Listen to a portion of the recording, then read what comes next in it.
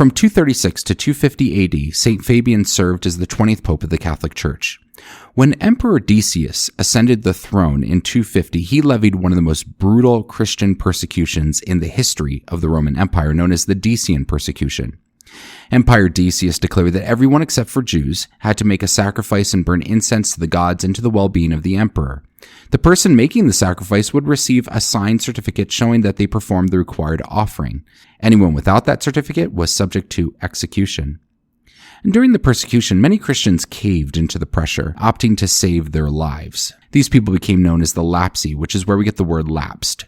On the other hand, many Christians, including Pope Fabian, refused to make the idolatrous sacrifice and were executed. Because the persecution was so fierce, it was impossible for the church to gather and select a new pope. One of the pressing issues facing the church was what to do with the lapsi, the Christians that renounced their faith in the face of persecution. Should the church permanently excommunicate them? Should they just forgive them and let them back in? Did they need to be rebaptized? Different bishops around the world were handling the lapsi differently. In Rome, there was a priest named Novatian, or also known as Novatus. He taught that the lapsi should be condemned. Eusebius, in his volume of church history, notes that Novatian believed, quote, there was no hope of salvation for them now, even if they did everything in their power to prove their conversion sincere and their confession wholehearted, end quote.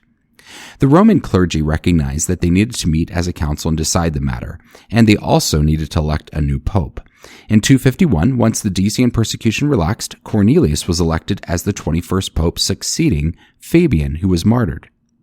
A few days after Cornelius' election, Novatian, though he swore he would never be a bishop, tricked some bishops into meeting with him and crowning him pope. He appointed more bishops and made them swear when receiving Holy Communion that they would not go over to Cornelius' side. Eusebius states that Novatian's sect was called the Cathari, or the Pure. The challenge was that the church now had two popes, Cornelius, who was appointed through a regular ecclesiastical process, and Novatian, who was self-appointed through an act of deception. In an era without video coverage and where news traveled slowly, the churches around the world were confused about which pope they should follow because they were unsure who the rightful pope was. Eventually, after Cornelius' election, a council at Rome convened to decide on Novatian and the matter of the lapsi.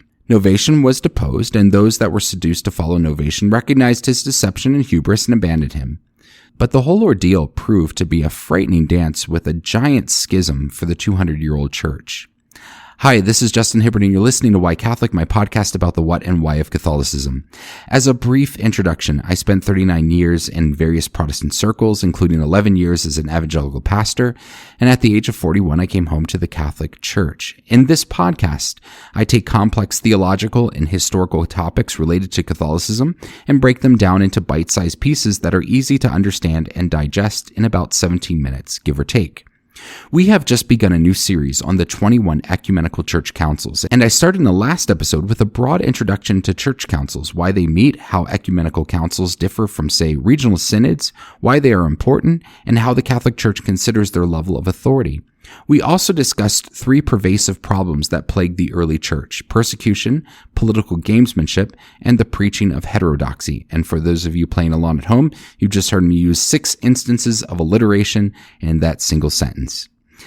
The opening story about Novatian illustrates how all three of these problems intertwined at times: a persecution that led to a vacancy in the bishopric, a cleric who overreached his authority, and then disseminated heterodox theology and practices.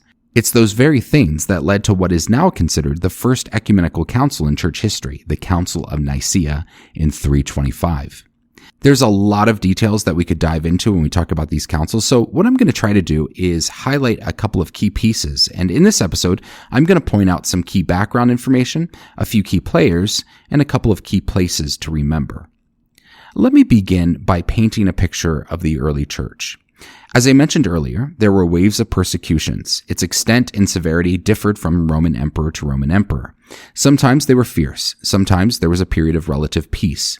Regardless, Christianity was growing like wildfire throughout the Roman Empire.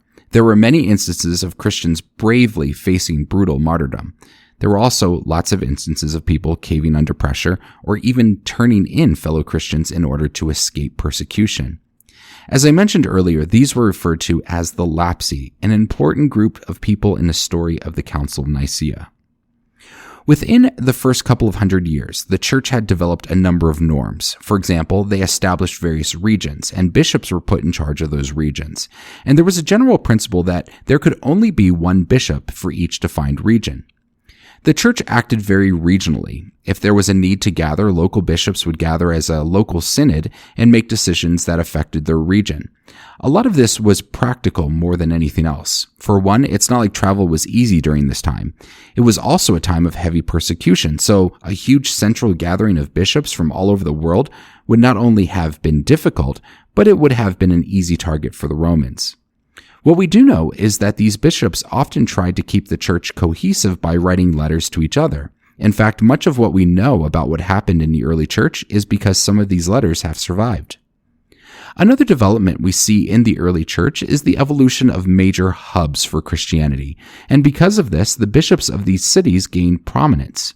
Of course, there was Rome, which was founded by Saints Peter and Paul, but then Antioch in Syria and Alexandria in Egypt also evolved into influential Christian cities. As heads of these major hubs, bishops gained a level of prominence throughout the region, though it wasn't always clearly defined, and there were lots of opinions about how much authority these particular bishops had. So for those that say that the papacy has evolved over time, they are absolutely right. You won't see the office of the Pope in the early church exactly like it is today. But as you'll hopefully notice as we discuss these councils, the role of the clergy, particularly the bishops, and particularly the metropolitan bishops of these major hubs, developed out of necessity. Our focus for what led to the Council of Nicaea centers on what was happening in two of the major Christian hubs, Antioch and Alexandria. Antioch had become an influential city for theological training. However, one of the theologies or the schools of thought that had gained prominence in this region was Unitarianism, the belief that there is one God in one person. This is very different than what we believe about the Trinity, that God is one being in three distinct persons, Father, Son, and Holy Spirit. One of the key players that disseminated this Unitarian idea was a man named Paul of Samosata. Remember that name. He was the bishop of Antioch from 260 to 268. He would eventually be deposed, but the authority of the synod that deposed him was also called into question, and Paul of Samosata remained influential in the region. More importantly, Paul of Samosata's beliefs led to a whole variety of Unitarian theology, things like adoptionism, which stated that Jesus wasn't always God, but later became God at his baptism. As various students came to study in Antioch, many developed their own flavor of Unitarian theology. And one of those students was a man from Libya named Arius. He is our main character for the Council of Nicaea. Eventually, Arius would return back to the African continent and settle in Alexandria, another major Christian hub, where he became an influential lay teacher. From all accounts, Arius had impeccable character, he was well liked, he was influential with the working class, and he had a charismatic personality. Let me press pause on Arius and tell you about what was happening in Alexandria at the time. In 303, the Roman Emperor Diocletian levied the final and most severe of the Christian persecutions in the history of the Roman Empire. As a result of this wave of persecution, Peter, the Bishop of Alexandria, not to be confused with the Apostle Peter, was arrested and imprisoned. While Peter, the Bishop of Alexandria, was in prison, Alexandria did not have an acting bishop who could ordain priests or deacons. The second most influential region in Egypt for Christianity was Lycopolis, and that was led by a bishop named Meletius. Remember that name because it will become important in the Council of Nicaea. The norms at the time dictated that when there was a vacancy, the synod of bishops in a region could gather and elect a new bishop, or if the bishop's absence was thought to be temporary, for example, he was in prison during a season of persecution, and there wasn't an immediate need for someone to fill in as bishop, they could also wait for the rightful bishop to return. However, Meletius, the bishop of Lycopolis, took it upon himself to violate the norms of the early church and to perform actions that were the duties alone of the bishop of Alexandria. Specifically, he ordained leaders inside the See of Alexandria, of which he did not have authority. By the way, the term See, S-E-E, means seat and refers to an area of jurisdiction. One of the big differences between Peter, the bishop of Alexandria, and Meletius, the bishop of Lycopolis, was on the position of what to do with the lapsi, the people who had caved in during the persecution and renounced their faith. Peter, the bishop of Alexandria, felt that there should be some mercy extended to them, whereas Meletius took a hardline approach and felt that their excommunication and condemnation should be permanent. One of the men that Meletius ordained to the diaconate was Arius. We don't know why exactly he chose Arius. From what we know, Meletius was one who professed the Trinity. It's possible that Meletius took note of Arius's influence and felt that he could help peddle his position on the lapsy. Eventually, a synod of bishops in Egypt gathered and basically sent Meletius a cease and desist order. In a strongly worded letter, they chastised him for attempting to lead both the sees of Lycopolis and Alexandria, and they noted that if there was an urgent need for someone to take over Alexandria, certainly someone in Alexandria would have alerted the synod of bishops. But instead, Meletius just took over under his own authority. They felt that not only did this break the norms and customs of the church, but they felt this was reckless, and that Meletius was not doing due diligence in evaluating those priests and deacons that he was ordaining. As we'll see in the next episode, a number of decisions from the Council of Nicaea were specifically issued as a rebuke to Meletius. I want to move ahead a few years to 312 when something extraordinary happened. A man by the name of Constantine was on the verge of capturing Rome. Just before the battle with Maxentius, Constantine had received a vision telling him to conquer in the symbol of the Chi-Rho. That's the first two Greek letters of the name Christ. You've likely seen depictions of it. It looks like an overlapping P and X.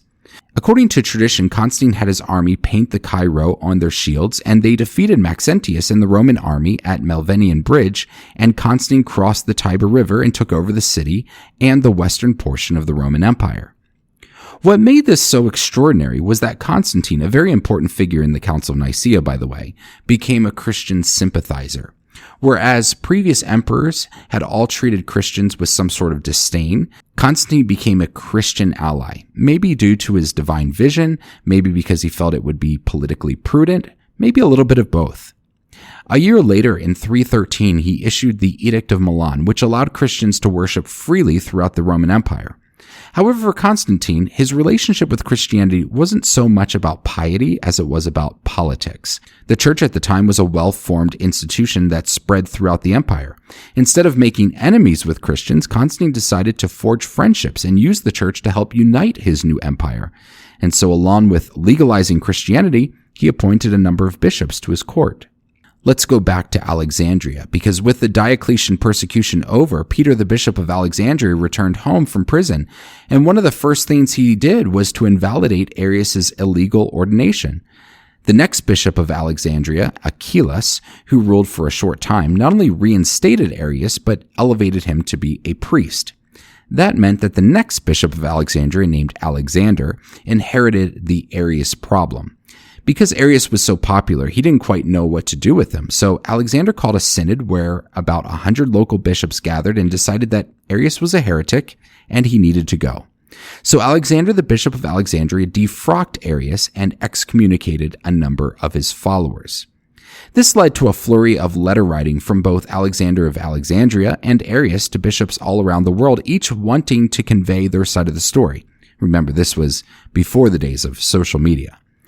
Arius and his followers fled Alexandria and went to the Holy Land, particularly Antioch, where he continued teaching his Unitarian theology. In fact, what made his teaching so compelling and widespread is that he put his theological ideas into psalm form. He even wrote a book called the Talia, which was a collection of these psalms. Arius was particularly popular with the working class, including sailors, and these heretical Unitarian Arian songs became common sea shanties that sailors would sing and disseminate as they sailed around the Mediterranean. As sad and as problematic as the Arian heresy was in the life of the church, it's also kind of funny to imagine sailors singing very theologically nuanced sea shanties. In fact, we have some of these texts to these particular songs. Here's part of one of them. Quote, "In brief, God is inexpressible to the Son, for he is in himself what he is, that is, indescribable, so that the Son does not comprehend any of these things, or have the understanding to explain them, for it is impossible for him to fathom the Father who is by himself. For the Son himself does not even know his own essence, for being Son, his existence is most certainly at the will of the Father. What reasoning allows that he who is from the Father should comprehend and know his own parent? For clearly that which has a beginning is not able to conceive of or grasp the existence of that which has no beginning." End quote. I'm sure it sounded a little more compelling in Greek with some sort of tune.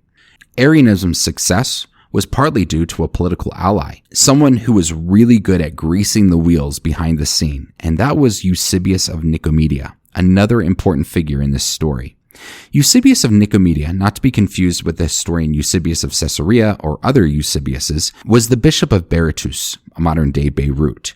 But he moved to the area around Constantinople and became the bishop of Nicaea, where Constantine's court resided. And given his savvy politics, it's likely that he made that move in order to gain more political prominence and influence. He became a close advisor to Constantine and tried to influence Constantine's opinion on the matter of Arianism. However, the Arian theology was at odds with the prevailing theology of Trinitarianism, the belief that there was one God in three persons, Father, Son, and Holy Spirit.